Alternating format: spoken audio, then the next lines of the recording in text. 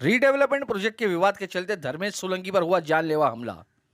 पीड़ित सोलंकी ने शिवसेना नेता यशवंत यादव पर लगाया हमले का आरोप।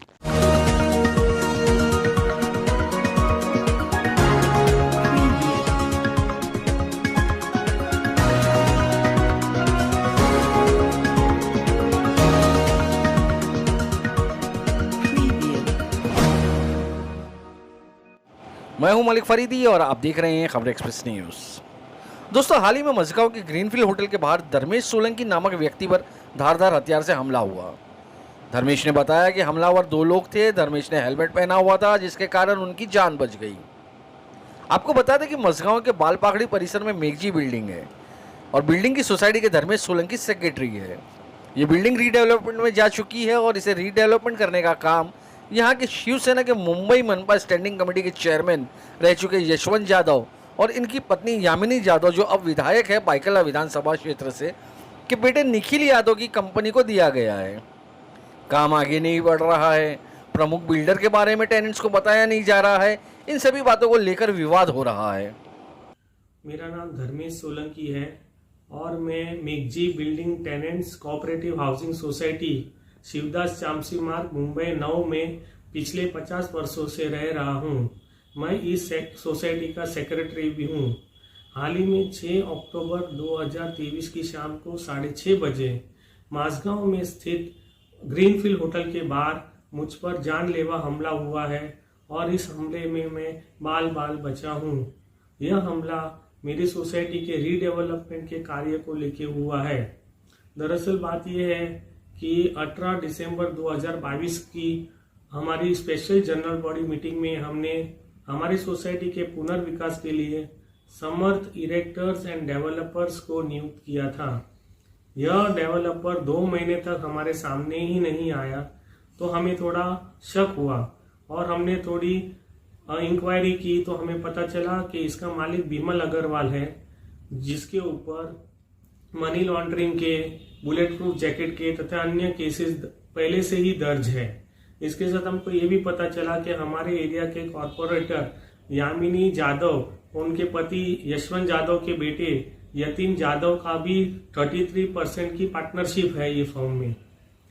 तो हमने फिर इस समर्थ इरेक्टर्स और डेवलपर्स से पत्र व्यवहार शुरू किया कि भाई हमारे सामने आइए और हमारे बिल्डिंग का पुनर्विकास आप कैसे करेंगे ये हमें बताइए। तो हमें उनके पास से हमेशा ही उलझाने वाले जवाब आने लगे। फिर इसके बाद हमको यशवंत साहब यादव ने उनके घर पे मीटिंग के लिए बुलाया और हमें कहा कि इस प्रोजेक्ट के माध्यम से वो उनके बेटे यतीन यादव को लॉन्च करना चाहते हैं और पूरे प्रोजेक्ट में वो ही पैसा लगाने वाले हैं, तो आप हमें ये प्रोजेक्ट करने दीजिए। तो हमने बोला उनको कि साहब आपका बिल्डर सामने नहीं आ रहा है, आपका बेटा सामने नहीं आ रहा है, आज 2 महीने के ऊपर हो गया, तो हम आगे कैसे बढ़े। तो उन्होंने बोला देखिए वो समय लगता है, अगर आप मेरे को ये प्रोजेक्ट नहीं करने दोगे तो मैं आपका प्रोजेक्ट 15-20 सालों के लिए रखड़ा दूंगा और मैं ही लड़ूंगा आपको। तो हमने सोचा कि भाई ये हमारा प्रोजेक्ट 15-20 साल के लिए रखड़ा देंगे, इनके पास पैसा भी है, पावर भी है। तो हम लोग ने उनको 4 महीने और दिए, लेकिन 4 महीने में भी उन्होंने हमको कोई संपर्क नहीं किया और हमें हमारे सामने ही नहीं आ रहे हैं वो। तो लोगों का जुनून टूटने लगा, क्योंकि सब लोग, हमारी दोनों बिल्डिंग टूट गई है और तीसरी बिल्डिंग भी पूरी खाली पड़ी है क्योंकि पूरी डिलैपिडेटेड कंडीशन में है और लोग अपने पैसे, अपनी जेब से पैसा खर्च करके बाहर भाड़े से रह रहे हैं। लोगों ने कहा कि जनरल बॉडी मीटिंग बुलाओ और इस बिल्डर के बारे में जो भी निर्णय लेना है ले लो। हमने जून महीने में स्पेशल जनरल बॉडी मीटिंग बुलाई और इस मीटिंग में हमने समर्थ इरेक्टर्स एंड डेवलपर्स को भी आमंत्रित किया, पर इस मीटिंग में बिमल अग्रवाल, यतीन यादव कोई भी नहीं आए और उनकी तरफ से 2 लोग आए और उन्होंने हमको कहा कि हमें 15 दिनों का समय दीजिए। बिमल अग्रवाल जी आपके सामने आएंगे और आपके पूरे प्रश्नों का सवालों का जवाब देंगे और आगे कैसे काम करना है वो बताएंगे। तो हमारे वकील ने कहा कि इनको 15 दिनों के अलावा 5 दिनों का और समय दो, यानी 20 दिनों का समय दो। तो हमने उनको 20 दिनों का समय दिया, लेकिन उसके बावजूद ना ही विमल अग्रवाल हमारे सामने आए, ना ही यतीन यादव हमारे सामने आए और ना ही हमारी रीडेवलपमेंट के बारे में हमको कोई जानकारी दी। फिर हम लोग ने उनको पूरी तरह से खारिज किया। सरकार ने एक नारा दिया है, सबका साथ सबका विकास, लेकिन धर्मेश सोलंकी के आरोप के मुताबिक सरकारी लोग ही विकास के आड़े आ रहे हैं। मेघजी बिल्डिंग के टेनेंट सरकार से गुहार लगा रहे हैं कि उनकी बिल्डिंग का रीडेवलपमेंट का काम जल्द से जल्द करने दे, ताकि वो अपने आशियाने में अपने परिवार के साथ हंसी खुशी रह सकें। हमारे रीडेवलपमेंट का टेंडर प्रोसेस फिर से शुरू किया और 6 अक्टूबर 2023 को हमारा सोसाइटी के रीडेवलपमेंट का टेंडर न्यूज़पेपर में पब्लिश हुआ। वही शाम को 2 अज्ञात लोगों ने मुझ पर धारदार हथियार से वार किया। पहला वार तो ऐसा मारा कि मुझे कुछ पता ही नहीं चला, और दूसरे वार मारते वक्त उसने ऐसा चिल्लाया कि यशवंत यादव से पंगा लेगा ले, और ऐसा करके दूसरा वार मारा। और तीसरा वार करने गया तभी मैं थोड़ा हट गया तो मैं बच गया, और उसी दरमियान वो लोग वहां से फरार हो गए।